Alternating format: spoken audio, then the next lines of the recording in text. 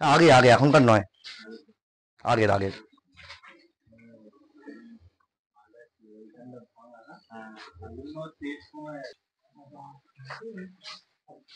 দেখে দেখে দেখে বাইরে পাত রানা ব্যাগটা পেতে নে, ওইদিকে পাত, ওইদিকে।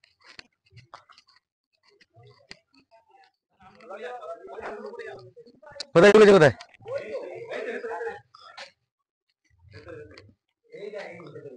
আচ্ছা,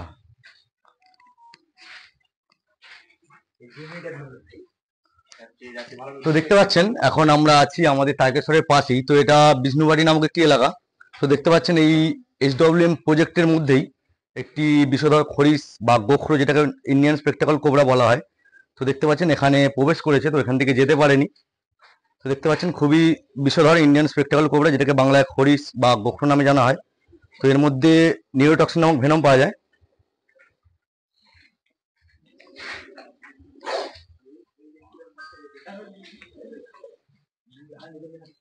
তো এই ধরনের সাপ আমাদের প্রকৃতিতে বেঁচে থাকা অত্যন্ত গুরুত্বপূর্ণ, কারণ এদের জন্য আমাদের প্রকৃতির ভারসাম্য বজায় থাকে।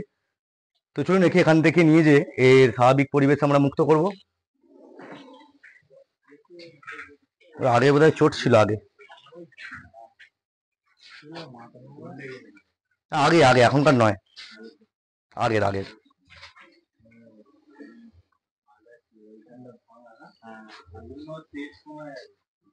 না না, ভাঙা নয়, চামড়াটা কোনো সময় কেটে গেছিল হয়তো।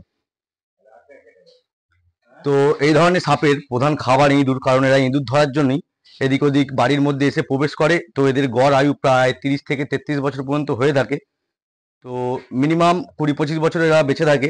তো ভালো ওয়েদার, খাবার দাবার পেলে 30 বছর পর্যন্ত বাঁচতে পারে। তো এরা 6 থেকে 6.5 ফুট 7 ফুট পর্যন্ত হয়ে থাকে এদের লম্বায়। তো এদের যে ভেনম পাওয়া যায় তাকে নিউরোটক্সিন ভেনম, যেটাকে নার্ভ বিষ বলা হয়। তো চলুন একে নিয়ে যে স্বাভাবিক পরিবেশে আমরা একে মুক্ত করে দেবো। চলো, তো বাইরের দিকে চলো, বাইরের দিকে। দেখে দেখে দেখে বাইরে পাত রানা ব্যাগটা পেতে নে, ওইদিকে পাত, ওইদিকে পাত। হ্যাঁ, ব্যাস ছেড়ে ছেড়ে ছেড়ে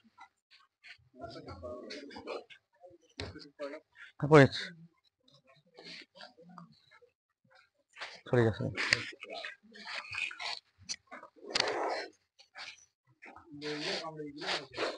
মারামারি করেছিল হয়তো আগে কোনোদিনও।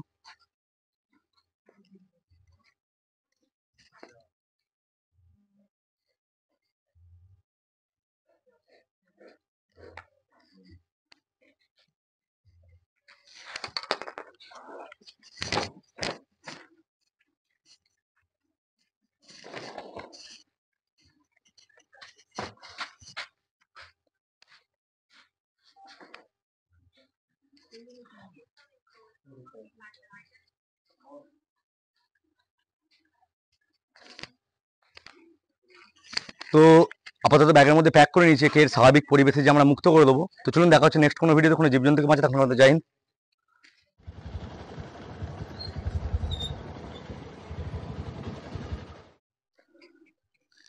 তো আপনারা দেখলেন যে আমরা ইন্ডিয়ান স্পেকটাকল কোবরাটি উদ্ধার করলাম।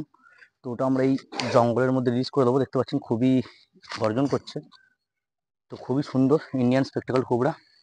তো এই ধরনের সাপ কামড় দিলে সোজা সরকারি হসপিটালে যাবেন, কোনো রকম ঝাড়ফুঁক বা অজাগনির চক্করে পড়লে মৃত্যু হতে পারে। তো দেখতে পাচ্ছেন খুবই বড় সাইজের।